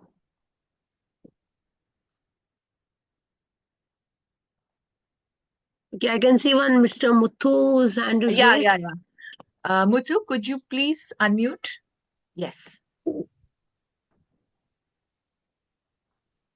Muthu is again. Muthu, please unmute yourself. Yeah. Good evening, ma'am. Good evening. Ma'am, is it possible to get centum in social paper, ma'am? And if so, can you suggest some strategies and ways to do? Centum is possible. We have tons of students, not tons, but I think lakhs of students getting a centum in social science every year. And I think today's entire session was to discuss on those strategies. So in case if you joined in late or you missed some pointers in between, then you can revisit the video that will be shared tomorrow on the YouTube channel. And then if you still have further doubts, you need further assistance, feel free to connect with Team Extra Mile and they'll pass on your queries to me. Is that enough to answer your question? I'm sure, ma'am, it would be. Tarun. Tarun, could you please unmute? Tarun, I hope you're there. Yes. Good evening, ma'am. Good evening. Ma'am, for CBSE, competency-based is preferable. Can you give any tip for preparing competency-based and answering for the competency-based questions? So I didn't get the question. What is it you wanted? Can you give any tip for preparing competency-based and attending the questions? Yes, so at Extra Mile only, I have done this session on preparing competency-based questions. You can visit the YouTube channel and you will definitely find that entire session on preparation of competency-based questions there. Yes, ma'am. Dear participants, on YouTube, you can type Extra Mile Education and Training and you will get a list of videos and you can browse through. Next, we have Krishna Kumari. Please unmute. Krishna Kumari. Yeah. Yes, good evening, ma'am. Good evening. I feel difficulty in the geography lesson, minerals and energy resource. Shall you suggest some ways to understand that lesson? Okay, first you need to know the importance of minerals in your daily life. You need to know the geologist and geographer definitions of minerals. Then you need to know where the minerals are found. So in igneous and metamorphic rocks, sedimentary rocks, as lodes, as placer deposits. Then you need to know rat hole mining. Then coming to each of the minerals, you need to know their uses. And then you need to know where they are found. Plus, there are those pie charts in the book which you need to know thoroughly well. Anything else that I can help you with, ma'am? I think you've already helped her. Kritika, please unmute yourself. Sorry, I think I did it wrong. Good evening, ma'am. Good evening. Ma'am, my doubt is how can I get full marks in MCQ? How can you get full marks in MCQs? Well, you need to read the question carefully and choose the correct answer. The minute you do that, your marks will be full. Okay, ma'am. Ma'am, then can we write map answers in capital letters in board examination? They are meant to be written in capital letters with a black ballpoint pen. Okay, ma'am. Thank you, ma'am. Welcome. Thank you, ma'am, for all your patience. I'll quickly move on. Kirtana Rajeshwaran, please unmute yourself. I've sent a request. Kirtana, are you there? Unmute yourself, please. No, I think. Jyoti, Good please evening, unmute. ma'am. Hello, Good ma'am. evening, Kirtana.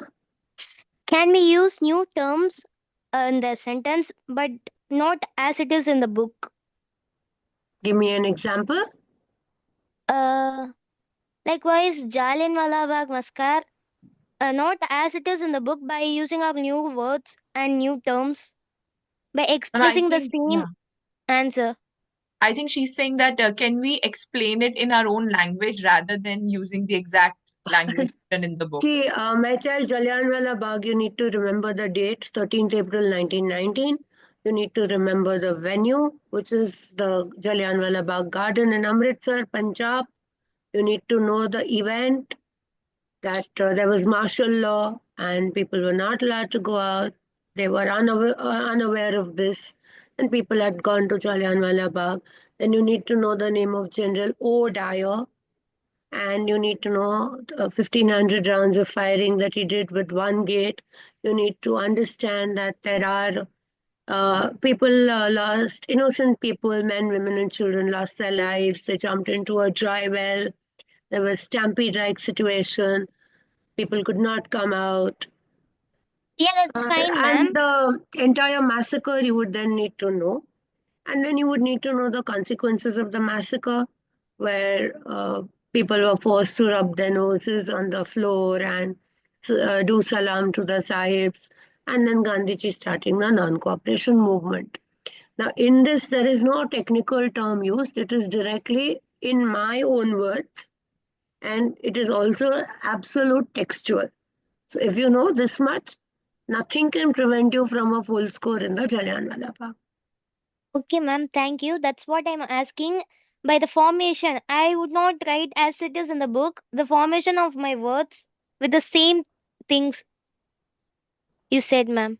Yeah, so if you made these subtitles even in your mind, you would be able to reproduce a beautiful answer, maybe in your own words. But these subtitles have to be there, captions as we call them. Okay, ma'am. Thank you, ma'am. Welcome. Thank you, ma'am. Next, we have Jyoti. Jyoti, could you please unmute yourself? Jyoti Sivani.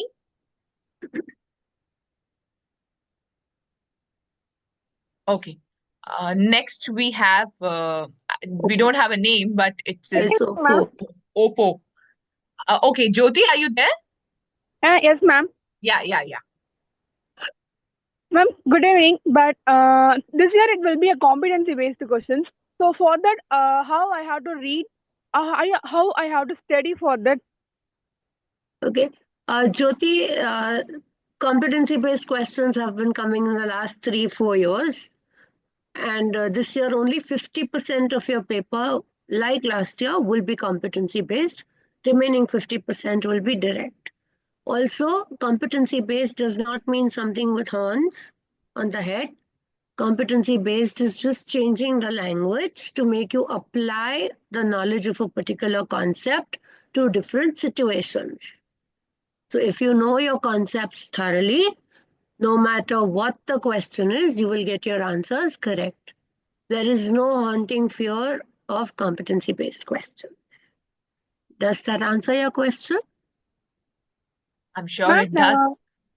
Ma'am, next question is that in the geography there is some part to memorize.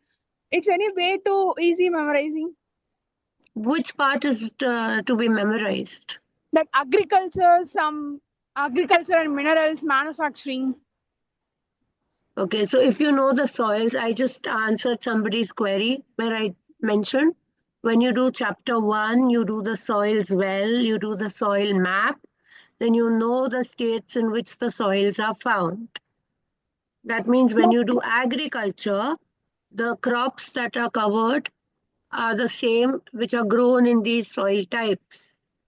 So if you were, for example, doing a crop like tea, then you would know it needs loamy soil, it needs to be in a mountainous region. Tea needs a cool and moist climate. And the state would be Assam because all of us know Darjeeling chai, right? And if you were doing coffee, then you would need to know that the only difference between tea and coffee would be tea is cool climate, cool and moist. Coffee is warm and moist climate. Both need loamy soil. Both are on hill slopes, so well-drained, fertile, loamy soil in both cases. And here, this being a warm and moist climate, state would be Karnataka, or even Kerala would do.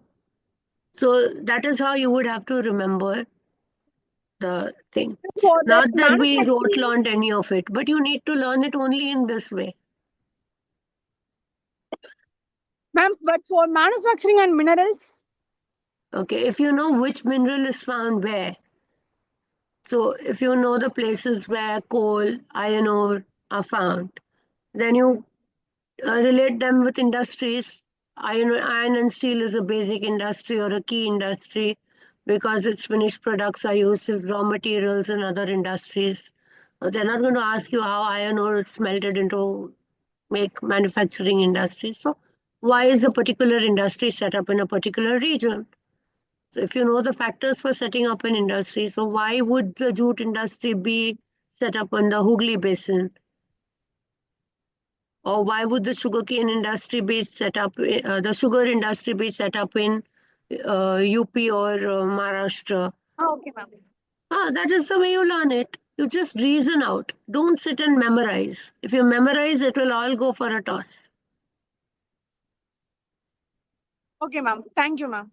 Welcome. We have Tarun again. Tarun, please unmute. Ma'am, Yes. ma'am, it preferable writing answer in mind map type or flowchart type for question answer. For learning purposes, it's a good strategy. For the examination, it's a bad strategy. Okay, ma'am. Thank you, ma'am. Welcome.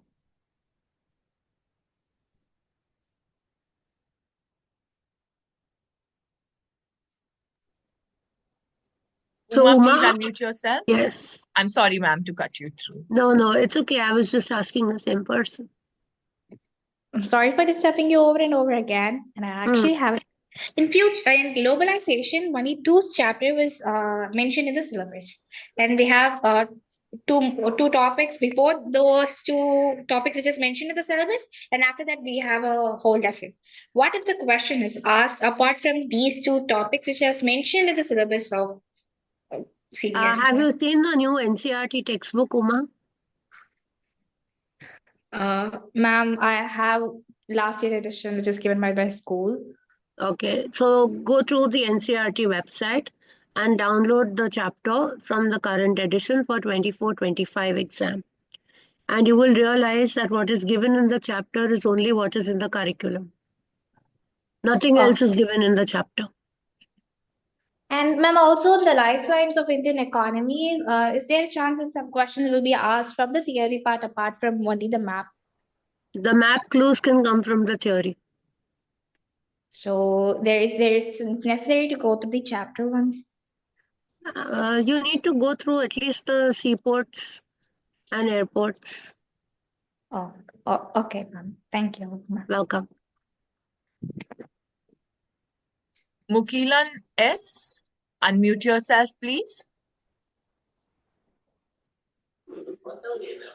Good evening, ma'am. Good evening. Ma'am, I feel difficult in the lesson gender religion case, ma'am. Can you suggest Okay. any? Yes. Gender, you need to understand that gender is basically knowing about how women were treated, how badly women were treated. So, women being paid low wages for the same kind of jobs that they do like the men. Women being stereotyped into doing all the domestic work while the men go out to earn money. These kind of things. That is all about gender that you study.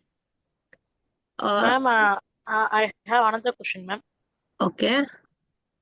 Ma'am, if they ask sexual division of labor in 5 marks, how many points we have to write? Ma'am? More than 5 points. The textbook gives you a detailed explanation of that. It's a 120-word answer. Okay, thank you, ma'am. Welcome. Yatika, please unmute yourself, dear. Very good evening, ma'am. Good evening. Ma'am, my query was that, we get like shift on reference books or question banks for subjects, right? So what would be your suggestion? Like, we should stick on to the practicing sample papers, NCERT reading and NCERT questions, or we should go for these question banks and books? You read all the chapters from your textbook until you're thoroughly knowing them. You have understood all the concepts in the textbook. You may buy any reference material of your choice. You may refer to any reference material so far as questions go. But answers will have to be based only on the NCERT textbooks. You cannot depend on any of the answers given in any of the extra books that you are buying. Okay. Thank you very much, ma'am. Welcome. Oppo A15s, please unmute yourself. This is the age of AI, ma'am. We have phones asking questions. Yes, and talking to us like humans. Yes, Bita, please ask your question. Oppo. Good evening, ma'am. Good evening. Need to look PYQs before going for boards or exams. It is advisable. And solving them in writing. Okay, ma'am. Thank you, ma'am. Arshita, please unmute yourself. Good evening, ma'am. Good evening. Can you suggest us some ways to remember important dates in geography and history? Geography does not have too many dates. Sorry, ma'am. History. History, you put the events in a chronological sequence. In history, they don't ask you dates per se. But like somebody asked me this question on Jallianwala Bagh massacre. So you need to know the date there. You need to know the events happening before the Jallianwala Bagh, like the Khilafat, Rowlatt Act.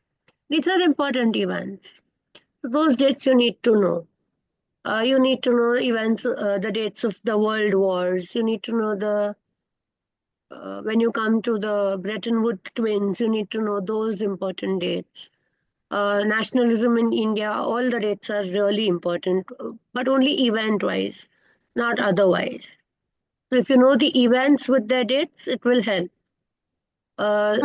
If you let me speak, Arshita, I don't really see too many questions with the dates being asked. But they ask you to set events in chronological order, starting from the first or the last. So if you know a date, can you put the event in chronological order? That is the way a date would be ideally asked. Thank you, ma'am. Yeah. You still had a query? You had a second question, which I cut. I think, ma'am, you answered it. Okay. Arjun, please unmute yourself, please. Good evening, ma'am. Good evening. So this might be a dumb question, but my teacher told that if my handwriting is bad, my marks will be deducted. So is it actually true? Yes, it is. It's not a dumb question. It's a very valid question. in my school, from grade 6 to 12, the entire department deducts marks for bad handwriting. The reason being, if the examiner at CBSE cannot read your paper easily, they will not read everything that you have written, and you will obviously get less marks. So let us help the examiner read our paper. Let us make it easy for someone to read and give us good marks. Our aim is to get good marks, right? Because we need admissions into higher education institutes. And most of us would love to be in so-called recognized and good institutes, for which there is a very high competition in today's age and date. So it's only for that your handwriting needs to be neat and legible. Otherwise, who could read Mahatma Gandhi's handwriting? And who can read the handwriting of most of the doctors' prescriptions? Right? If you can read through those, except unless you're a pharmacist and you can read through those, then you're lucky. But yes, your handwriting has to be neat, legible, and presentable. Okay, It ma'am. also Thank you. shapes your personality. Okay, ma'am. Yes, ma'am. Very true. V. Mahalakshmi, please unmute yourself. Ma'am. Good evening. Ma'am, if you are asked to answer a question from our perspective, then how can I start to answer it and how to conclude it? Okay, so from your perspective, so you would say, I agree or disagree with the statement, and these are the reasons I give for or against to support my perspective. And then you give examples after it, and you end the answer. Thank you so much, ma'am. Salam, sir, with your permission, may I move ahead with vote of thanks? Yes, yes, yes. Very hungry. Yes, sir. Same here. I have a baby.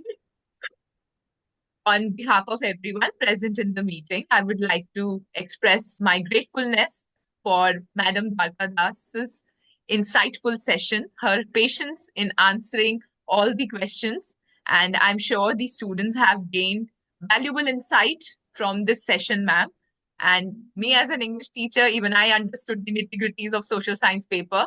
And as a humanities student, I know it is very important. These little details are very important, and you very lucidly explained it. So thank you so much. Also, I would like to thank Salam sir and the entire Extra Mile Education and Training fraternity for giving me this opportunity. And also to all the participants, a big thank you for all your enthusiasm as well. And please note, the link for the certificate and feedback form is there in the chat box. You may access the link and fill it with necessary details, and you will get your certificate. On behalf of Extra Mile Education and Training, I again thank all the participants, and I hope we earned the privilege of your time. Thank you so, so very much. Thank you, Salam sir. Over to you. Yeah, thank you, ma'am. And this link is for only teachers who need certificate. Students need please not. don't access it. Students need not, fill up. And teachers who fill up, please write the transaction ID compulsorily. Otherwise, you'll have to, run after us. Thank you so much, Kyadi ma'am, for, for more than 2 hours you have, spent for the student and teacher community. It's a great service, ma'am. May God bless you, and definitely this will help the students a lot. Let us pray for their success with Centum scores or with flying colors. So thank you so much once again on behalf of Extra Mile for your valuable service. Equally to Himani ma'am, I can understand you have to run now. Thank you so much for your time. Yeah, please, as usual, you did a very good job. Thank you, ma'am, for your time. So, thank you, Thank everybody. you so much, Dr. Salam, Team Extra Mile, Bichu sir, and Imani ma'am. Thank you, ma'am. Imani ma'am, thank you for being there today. I don't think I could have managed this without you. Thank you, ma'am. That's a very, very big compliment. That really means a lot. That is true. Thank you. Thank you. Good night. Thank you so much. Good night, everyone. Good night. Good night.